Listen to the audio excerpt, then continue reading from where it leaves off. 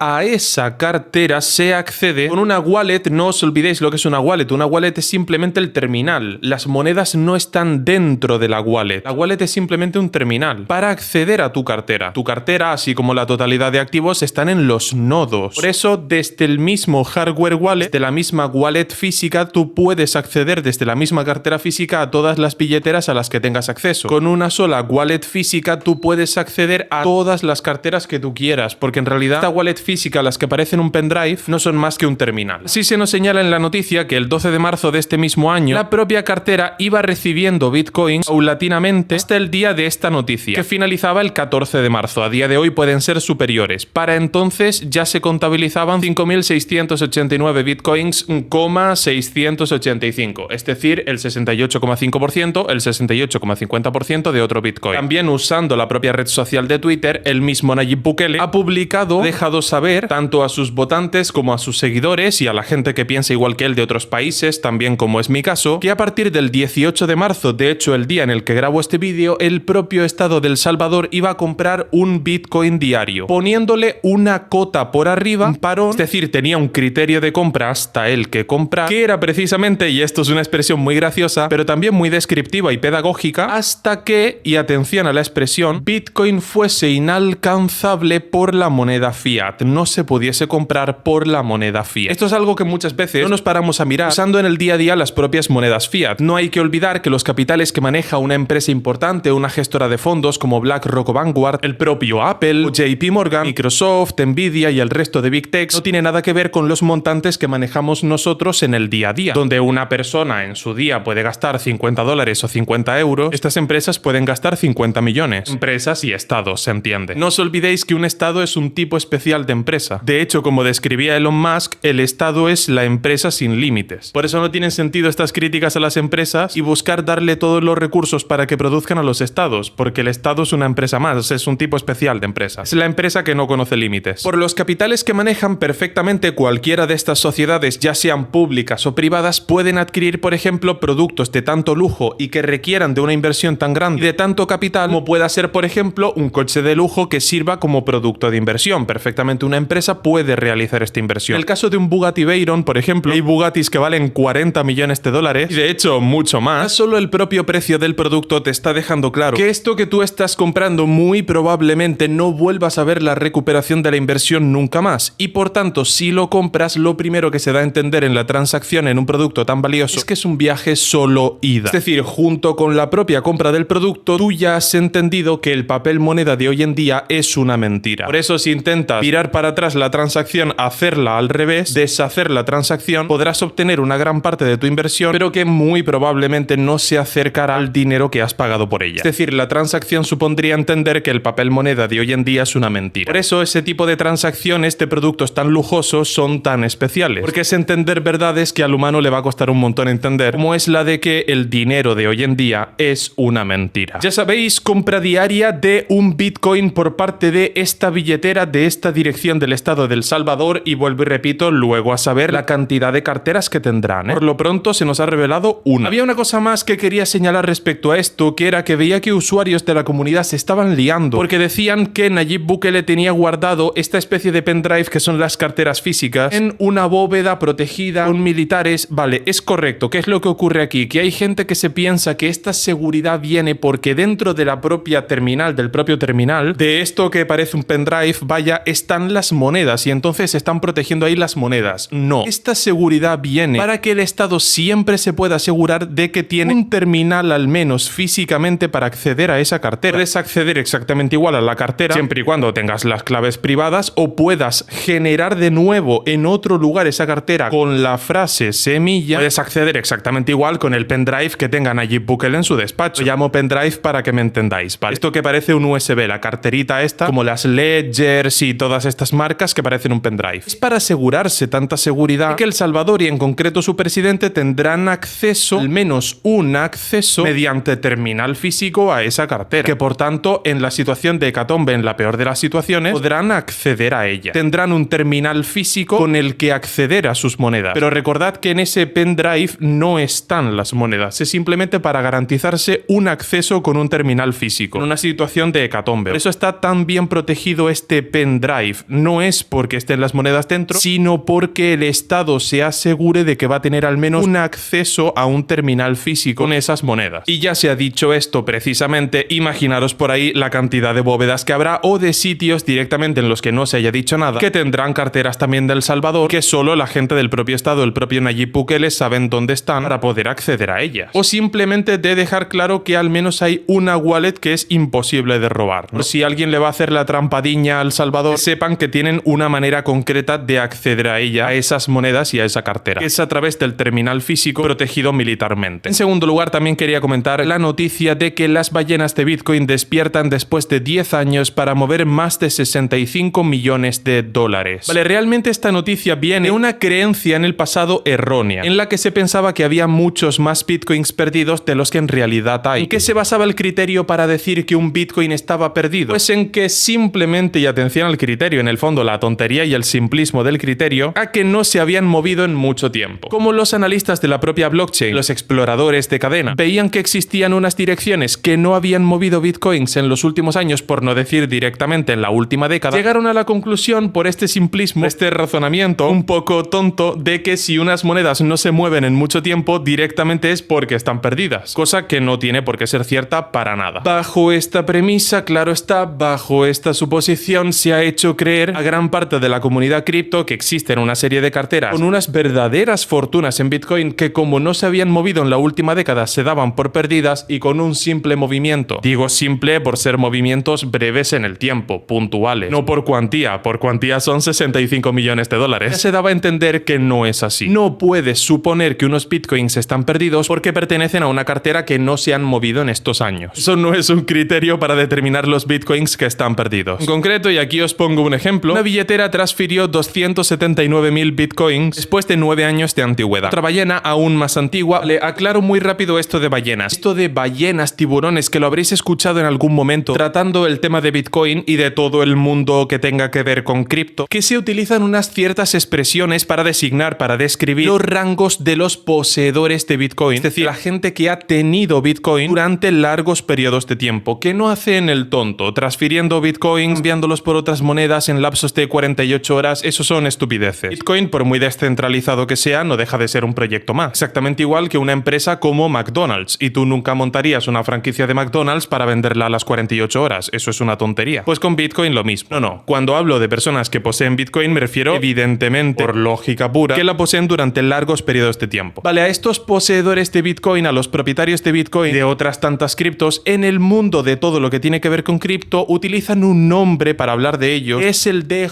holders. ¿Vale? La propia comunidad distingue a estos holders, es decir, a estos propietarios, a los poseedores de Bitcoin o de otras criptomonedas. Bien se utiliza la palabra holder para cualquier otra criptomoneda o token, es decir, cualquier activo digital basado en blockchain. La propia comunidad los distingue por rangos. ¿Rangos a razón de qué? ¿Con qué criterio? Con el número de Bitcoins que posee. Yo también soy de la gente que está un poco en contra de estos criterios, porque realmente lo que mide este criterio de la cantidad de Bitcoins es la capacidad de daño que tú tienes ante una venta masiva. Pero igualmente eso tampoco importaría, porque esas ventas masivas de Bitcoin perfectamente las puedes hacer en las llamadas dark pools, en transacciones peer-to-peer, en transacciones persona a persona, no entre particulares, o entre dos entidades privadas, sin pasar por un mercado estandarizado, sin pasar por un mercado de exchange de puntos de venta como tal, de compra y venta de criptomonedas, como son Kraken, KuCoin, todos estos, Binance, Coinbase y demás, los que conocemos todos, vaya. Bit2Me, MEXC. A propósito de esto, los que queráis ser invisibles, cuidado con los que os piden KIC, como es el caso de Bit2Me, que es el exchange español, porque Together ya quebró hace unos años. La distinción os la dejo por aquí. A mí realmente no me gustan estas clasificaciones. ¿Pero por qué digo que estoy en contra? Porque realmente, para saber los que invierten correctamente, habría que tener en cuenta también el intervalo de tiempo en el que han tenido estos Bitcoins, puesto que si tú guardas algo durante un intervalo de tiempo tan grande y encima un activo tan líquido como Bitcoin, no nos olvidemos, por capitalización bursátil, es decir, por la capacidad que tienes para vender y comprar esos activos, porque la capitalización bursátil son las unidades de Bitcoin que están en circulación por el precio al que cotiza. Si midieses solo la cantidad de unidades de Bitcoin en circulación, eso sería el volumen de transacción, y tendrías tendrías que declarar un intervalo de tiempo en el que medirlo. Un día, 30 días, se entiende. Un activo tan líquido como Bitcoin, y lo podéis comprobar en páginas como CoinMarketCap o plataformas de gráficos como TradingView, si tú un activo tan líquido lo has poseído durante tanto tiempo, tienes una información que los demás no tenemos. Yo por eso también soy de los miembros de la comunidad que está un pelín en contra, que se entienda, del hecho de mirar las criptos únicamente por la capacidad de daño que tú tienes, sino que también tendrían que mirarlo, vuelvo y repito, bajo mi punto de vista, por la información privilegiada que poseen, y eso lo dan a entender con la cantidad de tiempo que han tenido Bitcoin siendo un activo tan líquido. Porque aunque fuesen delincuentes, se los podrían quitar de encima muy rápido, volvemos a lo mismo, porque es un activo muy líquido. Si tú has guardado durante tanto tiempo esos Bitcoins siendo un activo tan líquido, tienes algo de información privilegiada que los demás no tenemos. Por aquí os dejo la infografía. Repito que no me gusta para nada porque me parece como muy ñoño y muy pedante estas clasificaciones, no me gustan mucho la verdad, pero bueno, simplemente para que los podáis tener. Son nombres un poquito chorris también, no me gustan estas clasificaciones, pero bueno, obligatoriamente me veo, valga la redundancia, obligado a usarlas para que la gente me entienda. Con ballenas nos referíamos a las propias carteras de Bitcoin que tenían más de 1000 Bitcoin. Nos podemos referir con estos rangos de los holders, aquí pone de Bitcoin, pero realmente es de cualquier moneda o token. Por eso veréis que en conferencia grandes personajes de la propia comunidad cripto utilizan la expresión ballenas para referirse a los grandes poseedores de cualquier moneda, cualquier cripto o token. ¿Veis por aquí? Ballena significaría tener más de 1000 Bitcoins. Nos podemos referir con ballena tanto a la propia cartera como al inversor en sí. Tiburona, el que tiene entre 500 y 1000 Bitcoins, y algo así como ballena jorobada, que esto es tener una verdadera fortuna, más de 5000 Bitcoins. Como sería el caso, por ejemplo, del Estado salvadoreño. Como os comentaba antes, tenía más de 5600 Bitcoins y de hecho camino a 5700. Este ha sido el vídeo de hoy. Espero que os haya gustado un montón. De verdad, la actualidad cripto está que arde. Esto está siendo entretenidísimo, además muy pedagógico. Aprovechamos para aplicar muchos conceptos y aprender un montón. La actualidad cripto está muy emocionante. Bitcoin rompiendo máximo histórico, experimentando volatilidades importantes, bajando incluso a $66.000 actualmente, perdiendo $6.000. Es su precio. Volatilidades en torno al 10-15%, una verdadera salvajada. En torno a un 10-15% en días, una volatilidad salvaje con muy pocos precedentes históricos hasta el momento. Todo está que arde, entretenidísima la actualidad cripto. Yo soy Mr. Brent, como siempre estoy encantadísimo de informarles. Nos vemos en el próximo vídeo.